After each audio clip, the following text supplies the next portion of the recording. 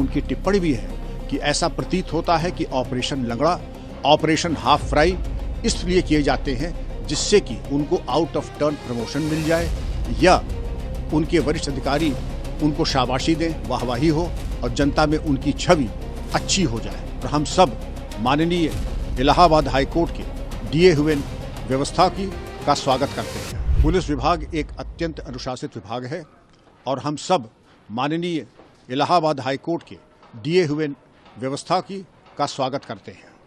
और उन्होंने केवल यही कहा है कि 2014 में जो सुप्रीम कोर्ट ने व्यवस्था दी थी, People's Union of Civil Liberties बनाम स्टेट ऑफ महाराष्ट्र, उसमें जो मुठभेड़ों को लेकर के जो चेक्स एंड बैलेंसेस और चेकलिस्ट दी थी, उसका अक्षरशः अनुपालन होना चाहिए।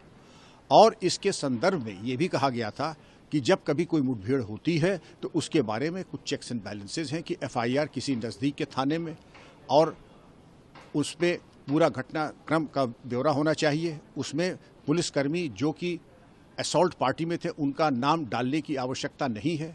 और अगर पीड़ित परिवार, मृतक का परिवार, घायल का परिवार ये समझता है कि उसके साथ न्याय नहीं हुआ तो सेशंस जज के यहाँ जाकर के वो इसके बारे में शिकायत कर सकता है, जिसके बारे में सेशंस जज कार्रवाई करेंगे।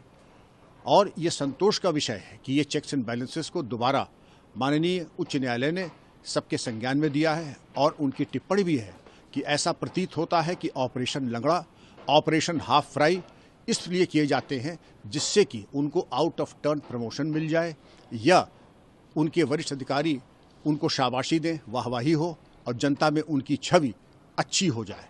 ये सही है और संतोषजनक है कि माननीय उच्च न्यायालय की दी हुई व्यवस्था का अक्षरशः पालन होना ही चाहिए। उच्च न्यायालय ने यहाँ तक कहा है कि सभी superintendents of police, senior superintendents of police, police commissioners व्यक्तिगत रूप से इन आदेशों के अनुपालन को सुनिश्चित करें, अन्यथा उनके ऊपर न्यायालय के आदेशों की अवमानना यानी कंटेम्प्ट ऑफ कोर्ट उनके ऊपर जारी किया जाएगा। ये पूरी बात सब बहुत ही अच्छी है, लेकिन मैं चाहता हूँ कानून की परिधि में सबको रहना चाहिए।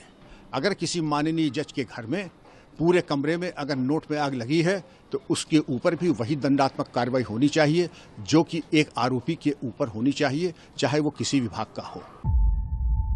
जीरो हमने इन्वेंट किया, हमने बताया दुनिया को जहां योग है वहां रोग नहीं। सबसे पुरानी सभ्यता है हमारी।